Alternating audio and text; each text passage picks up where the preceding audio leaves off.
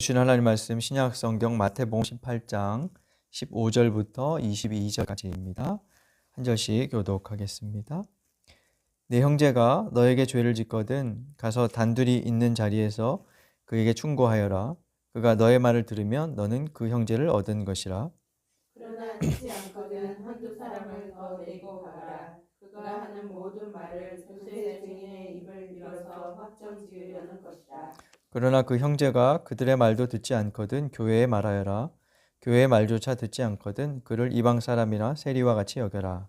내가 진정으로 너희에게 말한다. 무엇이든지 너희가 땅에서 매는 것은 하늘에서도 매일 것이요 땅에서 푸는 것은 하늘에서도 풀릴 것이다. 내가 진정으로 거듭 너희에게 말한다. 땅에서 너희 가운데 두 사람이 합심하여 무슨 일이든지 구하면 하늘에 계신 내 아버지께서 그들에게 이루어 주실 것이다.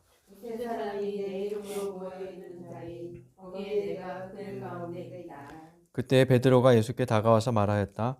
주님, 내 형제가 나에게 자꾸 죄를 지으면 내가 몇 번이나 용서하여 주어야 합니까? 7번까지 하여야 합니까? 예수께서 대답하셨다. 7번만이 아니라 70번을 7번이라도 하여야 한다. 아멘. 오늘은 부활절 후 50일째 되는 날로 성령 강림 주일입니다. 사도행전 2장에 따르면 예수께서 부활하신 후 부활 승천하신 후 함께 모여 기도하던 제자들에게 성령께서 임하셨고 그때부터 예루살렘 교회가 탄생 출범하였습니다. 공식적으로 교회는 예수의 승천 이후에 생겨났다는 거죠. 그래서 그런지 마가, 누가, 요한복음에는 교회라는 용어가 나오지 않습니다.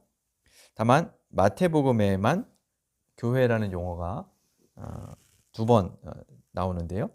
첫 번째 나오는 곳은 마태복음 16장 18절입니다. 거기에는 베드로의 신앙 고백, 유명한 신앙 고백이 있어요.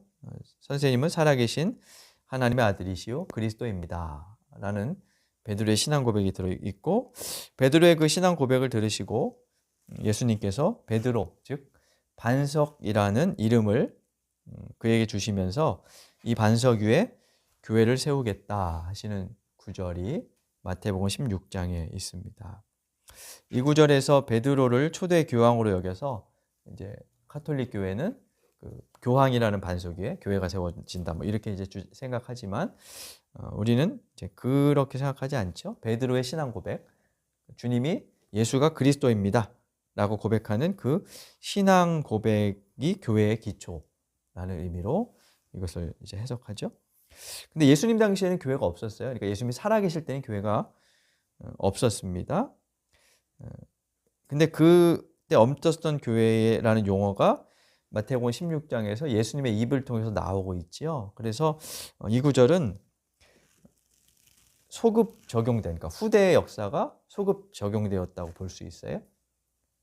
나중에 생겨난 교회라는 용어가 예수님의 말씀과 이제 어우러지면서 소급 적용된 그런 사례라고 할 수 있는데 아마 거기에는 복음서를 기록한 사람들의 그 후대의 상황이 거기에 이제 반영되어 있기 때문일 겁니다. 아마도 그들은 이렇게 물었을 거예요. 유대교, 회당으로부터 나온 우리의 정체는 뭘까? 교회가 무엇이냐? 라고 하는 이제 본질적인 고민. 그로부터 또 모여서 뭔가 하다 보면 이런 고민이 생기죠. 우리도 이제 그럴 수 있죠. 우리 이 작은 게 교회인가? 라고 하는 이제 본질적인 고민부터 시작하고요. 어떤 분들은 여기에 와서 장의자가 없는데 이게 교회인가? 뭐 이렇게 이제 생각할 수도 있고요. 그런 고민으로부터 시작해서 두 번째, 그 다음에는 그럼 이걸 어떻게 유지할 수 있을까? 뭐 이런 이제 현실적인 이제 질문들을 하게 될 것이고 또 여기에서 뭔가 사소한 다툼이나 문제가 생길 때 그 서로에게 우리가 어떻게 대하며 어떻게 이런 것들을 극복해 나갈 수 있을까?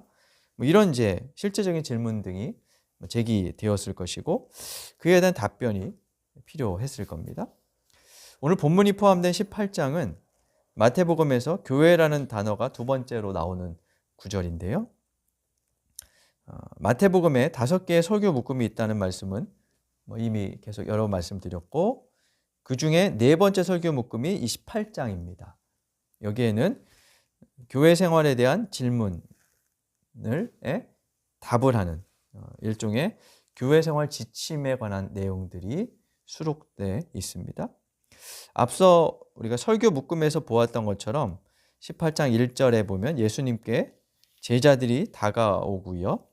예수님께서 그들에게 가르침을 주시기 시작하십니다. 그리고 19장 1절에 가면 예수께서 이 말씀을 마치시고 라고 하면서 설교 묶음을 매듭짓는 공식적인 종결 어구이죠.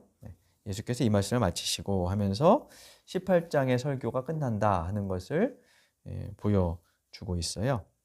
28장은 크게 둘로 나눕니다. 1절부터 20절까지 그리고 21절부터 35절까지 크게 두 단락으로, 그 안에 또 소단락들이 있습니다만 크게 둘로 나누는데, 이 두 단락은 모두 제자들의 질문으로 시작돼요. 1절에 따르면, 1절을 보면 제자들이 예수께 다가와서 물었다. 그러면서 이렇게 질문하죠. 하늘나라에서는 누가 가장 큰 사람입니까? 이렇게 질문하고요.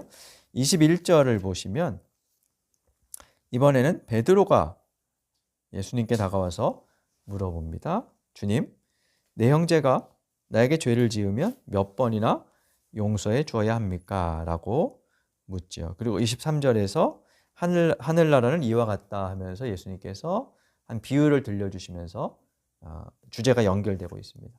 하늘나라에서 큰 자가 누구냐? 하늘나라는 이와 같다. 이렇게 18장이 이어지는 거죠. 첫 번째 질문에서 주님은 어린아이 하나를 곁에 세우십니다. 어린아이는 당시 쓸모없는 하찮은 존재로 여겨졌던 사람들이 존재였고요. 그런 어린아이와 가장 큰 자를 대조하면서 하늘나라에서는 어린아이 같은 사람, 자기를 낮추는 자, 곧 타인 위에 군림하려 이기적이지 않고 기꺼이 다른 사람을 위해 작은 자가 되려는 사람, 그가 큰 자이다라고 말씀하시죠. 여기서 예수님은 천국, 하늘나라에서 필요한 덕목으로 겸손을 내세우십니다. 겸손에 대한 요구는 이어지는 6절에서 10절에서 작은 자에 대한 배려로 이어집니다. 그러니까 어린아이, 작은 자의 어떤 대표적인 존재인 어린아이가 첫 번째 등장하고, 그 어린아이에 대한 이야기가 6절부터 10절에서는 작은 자라는 주제로 이제 확장되죠. 작은 자를 어떻게 대우하느냐에 대한 교훈을 주시면서 이 작은 자를 업신여기거나 실족하게 하는 일이 얼마나 큰 문제인가 하는 것을 6절부터 10절에서 지적하세요. 그러면서 작은 자 하나를 걸려 넘어지게 하는 사람은 차라리 목에 큰 맷돌을 달고 그 바다에 빠지는 게 낫다. 뭐 이렇게 하실 정도로 문제를 이야기를 하시죠. 이 작은 자에 대한 관심은 마태복음에서 꽤 특별하게 언급이 되는데요. 나중에 살펴보겠습니다만 25장에 가면 마지막 최후의 그 비유가 세 가지 나오는데, 거기에 마지막 심판 비유가 나와요. 두 부류의, 양과 염소라고 우리가 보통 얘기하는 두 부류의 사람이 양쪽에 서서, 한편은 내가 헐벗었을 때 나를 도왔고, 뭐 굶주렸을 때 먹였고, 이렇게 예수님이 말씀하시자 저희가 언제 그렇게 했습니까? 또 한쪽에서는 너희가 그렇게 하지 않았다고 하자 저희가 언제 그렇게 안 했습니까? 이런 장면이 있죠. 그때 예수님 뭐라고 하시냐면, 여기 이 사람들 가운데 지극히 보잘것없는 사람 하나에게 한 것이 내게 한 것이고 하지 않은 것이 내게 하지 않은 것이다. 이렇게 말씀하세요. 그러니까 작은 자, 별 볼 일 없는 자, 그래서 뭐 눈에 띄지 않거나 혹은 하찮게 여기는 존재들, 당시 어린아이가 그 대표적으로 작은 자들이었고, 누구도 눈여겨보지 않는 좀 가난한 존재들, 또 율법에서 배제된 이들, 뭐 그런 사람들을 지칭하는 거죠. 그들에게 행한 것을 예수님께 행한 것과 연동시켜서 주님은 말씀하시죠. 그렇게 눈여겨보지 않는 존재를 예수님은 앞에 세우시며 그를 작은 자로 칭하시고, 하늘나라는 어떤 곳인지를 보여주시는데, 하늘나라는 그 작은 자, 어린아이를 영접하는 것, 그리고 그들에 대해서 책임을 지는 것이다라고 말씀을 하십니다. 별 볼 일 없는 작은 자가 실족하지 않도록 돌보고 보호하는 곳, 그를 귀하게 여기는 곳, 그것이 하늘나라이다. 하늘나라의 특성이다 라고 하는 거죠. 이런 일들은 겸손하지 않으면 사실 하기 힘든 일들입니다. 겸손하지 않으면 작은 자를 판단하고 그를 돌보기보다는 위에 군림하려고 할 것이며 자신이 더 큰 자임을 드러내기에 열과 성을 다할 것이기 때문입니다. 그래서 세상에서는 작은 자에게 자신을 낮추는 것은 오히려 어색하고 낯선 세상의 질서에 어울리지 않는 일입니다. 우리 중에 누가 가장 큰 자입니까? 라고 물었던 제자들의 질문은 그런 의식이 반영되어 있죠. 천국 가도 크고 작은 게 있을 거다. 거기에서도 내가 커져야지. 이런 의식이 거기에 반영되어 있는 거죠. 그리고 그 질문에는 타인에 대한 경멸이 스며져 있어요. 작은 자는 하찮은 것이고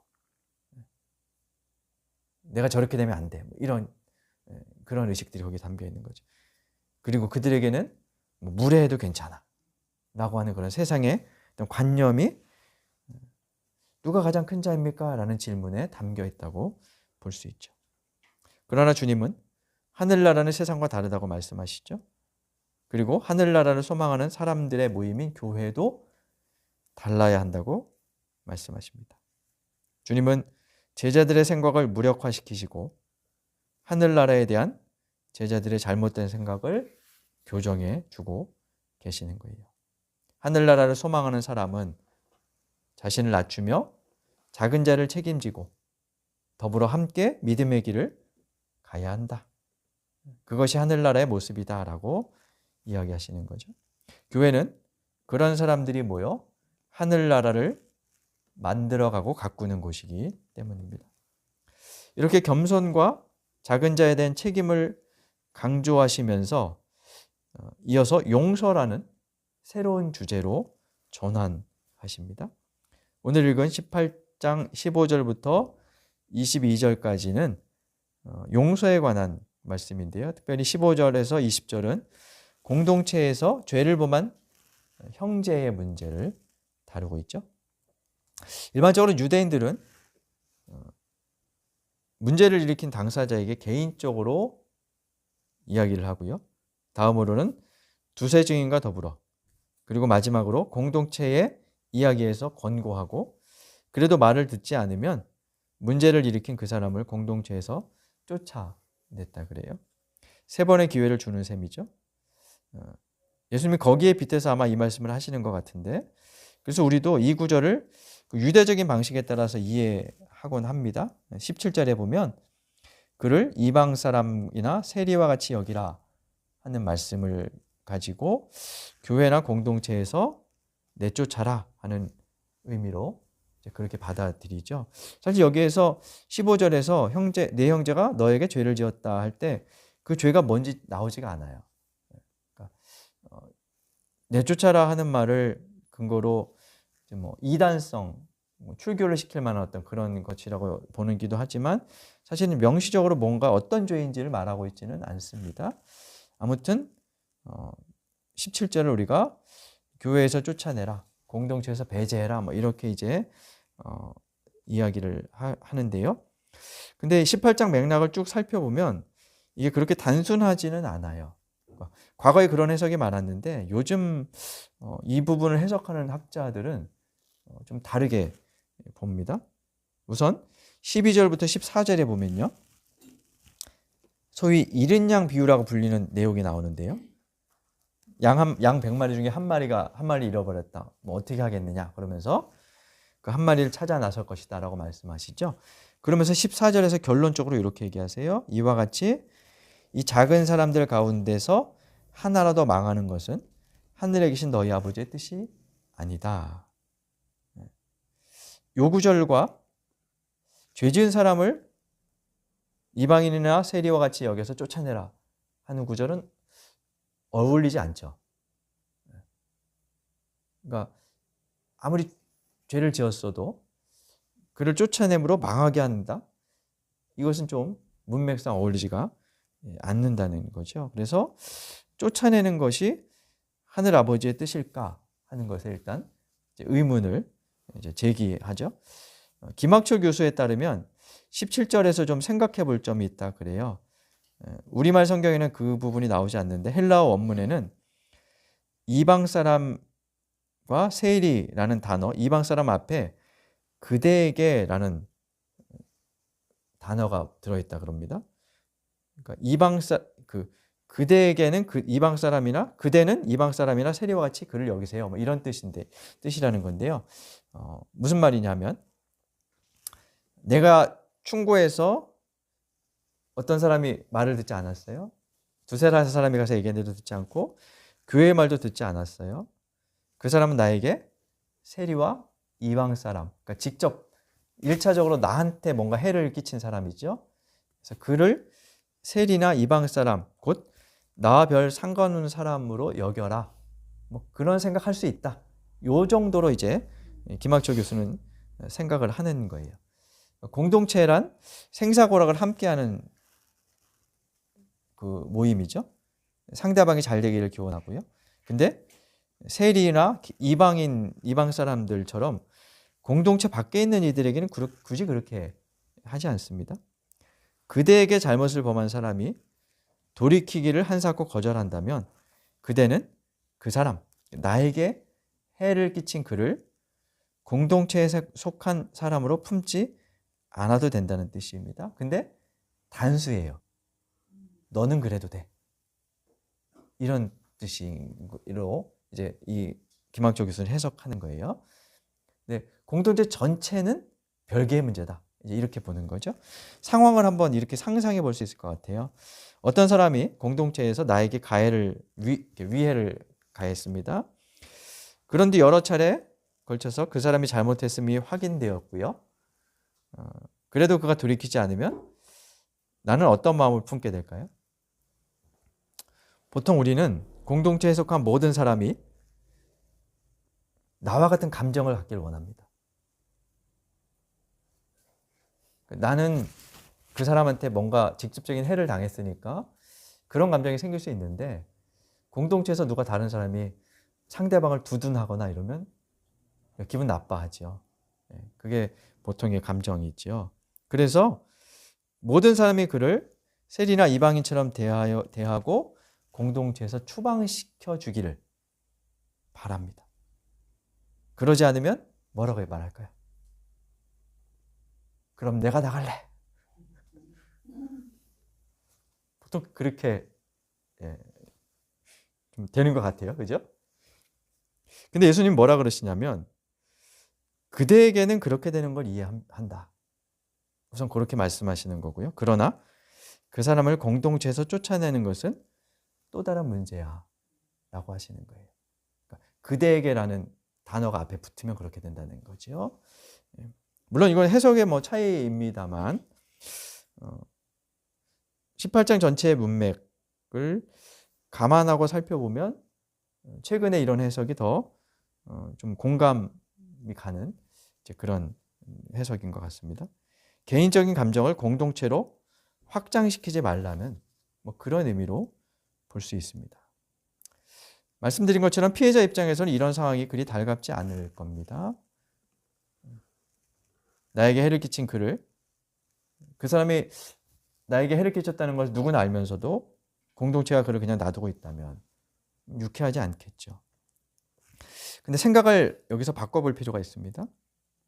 우리는 알게 모르게 넓은 의미에서 가해자로 살고 있을 수 있다는 거죠. 아마 대부분 그렇지 않을까 합니다. 상대방이 나한테 말을 안 할 뿐이지 우리도 저마다 크고 작은 그런 가해를 서로에게 항의할 수 있다는 거죠. 나 역시 잘못과 실수, 어리석은 일을 한두 번 그 이상 저지르고 살고 있습니다.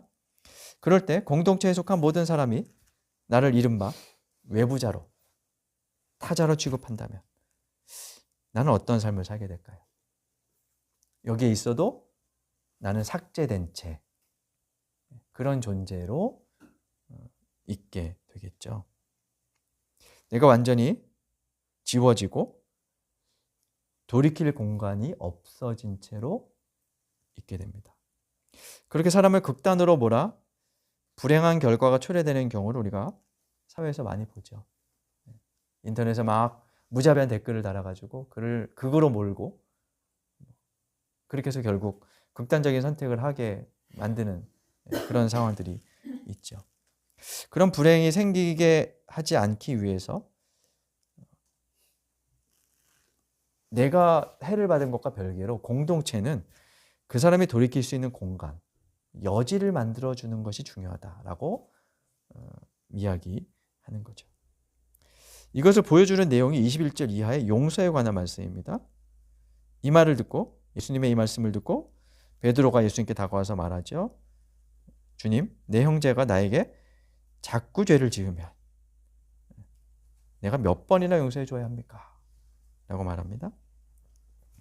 베드로의 이 질문에 대한 답으로 예수님께서 주신 비유, 23절 이하의 비유는 잘 아시는 내용일 겁니다. 한 왕에게 1만 달란트, 요즘 금액으로 환산하면 약 6조 원의 빚을 진 사람이 있습니다. 갚을 길이 없어 붙잡혀 갔는데 간절히 애원하자 왕이 그 빚을 면제시켜 줍니다. 그는 왕이 불쌍히 여겨준 덕택에 어마어마한 채무를 면제받았습니다.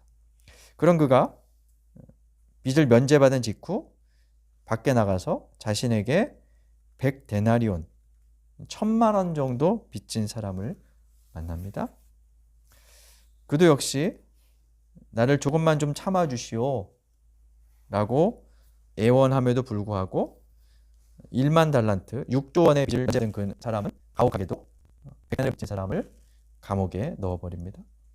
조금 전까지 냉혹한 채권과 채무의 세계에서, 계산의 세계에서 비참한 상황에 놓여 있다가 주인의 측은지심으로 그 사슬에서 벗어난, 그러니까 측은지심의 세계로 들어간 그 사람이 왕으로부터 받은 그 측은지심을 넓히고 확장하는 대신에 어떻게 하고 있는 거예요? 주인의 측은지심에 반하는 행동을 하고 있죠. 이때 주인, 그 왕의 마음은 어땠을까요?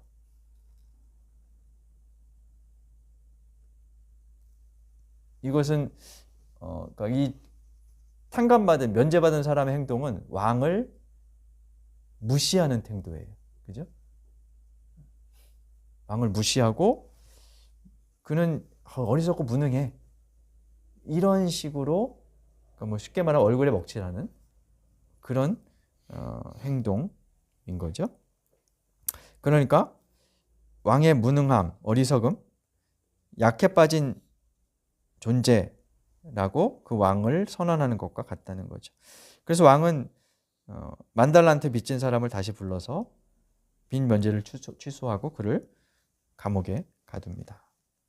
이렇게 용서에 관한 베드로의 질문에 예수님은 비유를 한 가지 들려주시며 35절에서 너희가 각각 진심으로 자기 형제 자매를 용서해 주지 않으면 하늘 아버지께서도 너희에게 그와 같이 하실 것이다 라고 말씀하십니다. 하나님이 가혹하게 하신다라는 것이 아니라 용서하는 삶을 강조하시는 표현이겠죠. 교회는 돌이킬 여지를 만들어주는 공간이라고 제가 조금 전에 언급했던 김학철 교수가 자신의 책에서 이야기합니다. 측은지심이 작동하는 공간. 더 나아가 우리가 살고 싶은 세상을 다른 이도 살게 하고 더불어 살 기회를 다른 이에게도 주는 공간. 그것이 교회이며 공동체이다 라고 말합니다. 그렇게 신의 질서를 이 땅에 이루어가는 것, 그게 교회라는 거죠. 그런 공동체를 이루기 위해 해야 할 일은 내가 면제받은 10,000달란트를 기억하는 것입니다. 자기는 6조 원을 면제받고도 1,000만 원 빚진 자의 멱살을 잡는 것, 사실 그게 우리의 모습입니다. 그러나 우리가 하나님으로부터 받은 은혜를 기억한다면 우리에게 빚진 많은 사람을 용서하는 것은 어쩌면 당연한 일일 겁니다. 오늘날 교회의 쓸모에 대해서 사회로부터 많은 공격을 받고 있는 시대입니다. 교회의 쓸모는 어디에 있을까요? 홍순관님의 우리의 거울이라는 시를 보면 이렇게 얘기하죠. 나만 비추려고 할 때 하나님은 사라지지만 작은 자를 포함한 우리를 비추려고 할 때 그분은 선명해진다.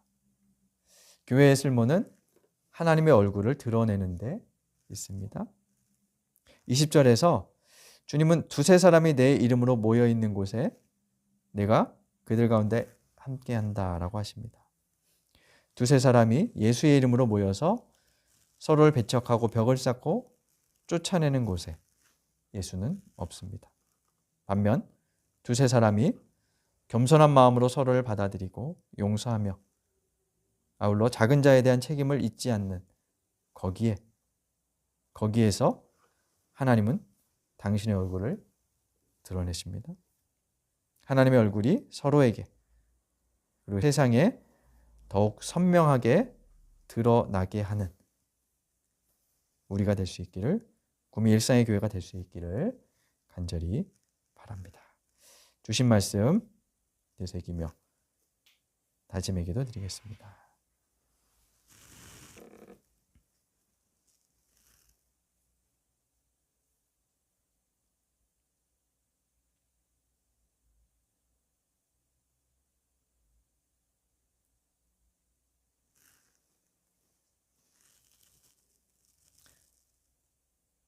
저희를 교회로 부르신 주님, 저희들이 서로에게 겸손하고 서로를 용서하며 돌이킬 여지를 만들어 주어 당신을 세상에 드러내는 교회 되게 하여 주옵소서. 교회의 쓸모가 다해가는 듯한 이 시대에 당신의 얼굴을 선명하게 드러내는 쓸모 있는 교회로 성숙해 가게 하여 주옵소서. 예수님 이름으로 기도드립니다. 아멘.